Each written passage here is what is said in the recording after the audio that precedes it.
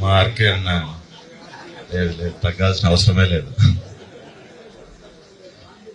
కానీ ఇటువంటి సందర్భం వస్తుంది, లేకపోతే ఈ రకంగా మాట్లాడాల్సి వస్తుంది అనే ఆలోచన ఎప్పుడు చేయలేదు.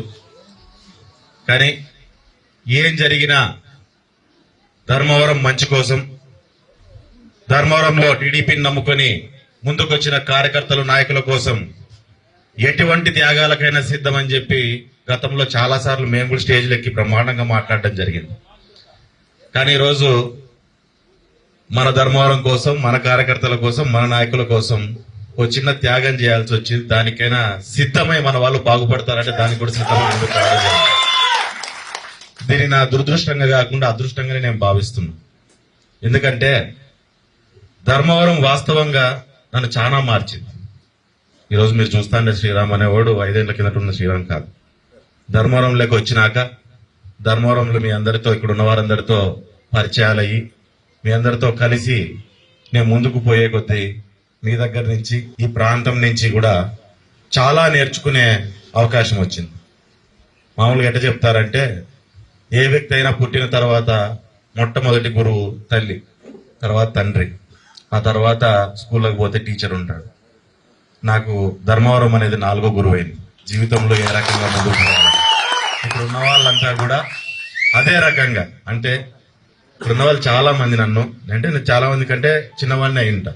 ఇంట్లో తమ్ముడికి చెప్పినట్లు, ఒక అన్నకు చెప్పినట్లు, కొడుకుకి చెప్పినట్లు, మనవడికి చెప్పినట్లుగానే ఈ రకంగా నడుచుకుంటే బాగుంటుందని చెప్పి నాకు రకరకాలుగా నన్ను మార్చుకుంటూ పరిస్థితులను బట్టి మనం ఏ రకంగా ముందుకెళ్ళాలి అనే ఒక పరిపక్వత చెందిన వ్యక్తిగా నన్ను తీర్చిదిద్దింది ధర్మవరంలో ప్రజలనే విషయాన్ని ఎక్కడ చెప్పడానికి నేను సంకోచించానని చెప్పి కూడా మీకు అందరికీ తెలియజేస్తున్నా. ఆ రకంగా మనము నేర్చుకున్నాం, బ్రహ్మాండంగా ముందుకెళ్ళాం. ధర్మవరంలో ఒకరి కోసం ఒకరు గట్టిగా నిలబడ్డము ముఖ్యంగా నేర్చుకున్నాము. ఈరోజు ఎన్ని మాటలు వచ్చినా, ఎన్ని రూమర్స్ వచ్చినా తెలుగుదేశం పార్టీ కోసమో లేకుంటే నా కోసమో గట్టిగా నిలబడినందుకు మీకు అందరికి కూడా చేతులెత్తి నేను నమస్కరిస్తున్నాను. ఎందుకంటే రకరకాల కన్ఫ్యూజన్ 5 ఏళ్ల నుంచి చూస్తా ఉన్నాం.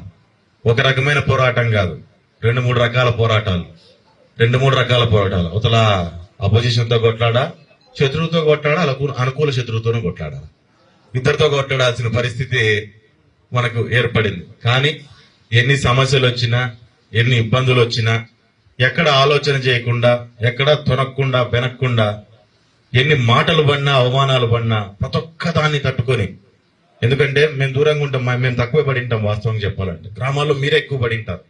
ఎక్కువ సమస్యలు, బాధలు, ఇబ్బందులు, అవమానాలు అన్ని రకాలుగాను ప్రతి ఒక్క దాన్ని మీరు ఎదుర్కొని పడి ఈరోజు పార్టీని ఒక స్థాయికి, పార్టీని నిలబడితే గెలిచే స్థాయికి, అంటే జెండా పట్టుకొని బయటికి రావాలంటే భయపడే దగ్గర నుంచి, జెండా పట్టుకొని రోడ్డు మీద తిరిగితే ఏమనుకుంటాడో, ఎవడు చూస్తాడో అనే ఆలోచన చేసే దగ్గర నుంచి, అదే కండువా జెండా వేసుకునేవాడిని మాట్లాడిస్తే మాకేమవుతుందో అని ప్రజలు భయపడే పరిస్థితి నుంచి ఈరోజు ధైర్యంగా తెలుగుదేశం పార్టీ ఇక్కడ గెలవబోతానని చెప్పి తొడగొట్టి చెప్పే పరిస్థితికి ఈరోజు మీరందరూ తీసుకొని వచ్చినారంటే మనందరి సమిష్టి కృషి అనే విషయాన్ని కూడా మనం అందరూ ఒక్కసారి మనం గుర్తు చేసుకోవాలి. అంటే ఇది ఆశాభాష విషయం కాదు, ఇది కామన్ కనపడవచ్చు. బయట చూసే వాళ్ళకి ఎట్లుంటదంటే, మామూలే ఏమి ఇది రాజకీయ పార్టీలు 5 ఏళ్ళకి రాజకీయము, ఇది ప్రతి 5 ఏళ్ళకి ఇట్లే జరుగుతుంది అనుకుంటారు. కానీ నేను వచ్చిన కొత్తలో ఆ పరిస్థితి ఆ రకంగా లేదు.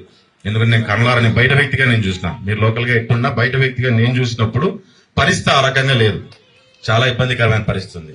అవన్నిటినీ ఛేదించుకొని ఈరోజు మనం ముందుకు రాగలిగినాము. మనం ఇక్కడ దాకా తీసుకురాగలిగినాము. గ్రామాల్లో ఎవరికి వాళ్ళు క్యాడర్ నిలబెట్టుకునే పరిస్థితుల్లో కూడా మనమంతా ఎదిగి నిలబడగలిగినాము. అది వార్డుల్లో గాని, గ్రామాల్లో గాని, పంచాయతీల్లో గాని, మండలాల్లో గాని మనం నిలబెట్టుకోగలిగిన స్థాయికి తిరిగి మనం రాగలిగినాం. కానీ ఒక చిన్న ఇది మనకు కొన్ని అనివార్య కారణాల వలన ఈ రకంగా మనకు ఒక డెసిషన్ అనేది అది పార్టీ తరఫున ఇంకో రకంగా బయటికి రావడం జరిగింది.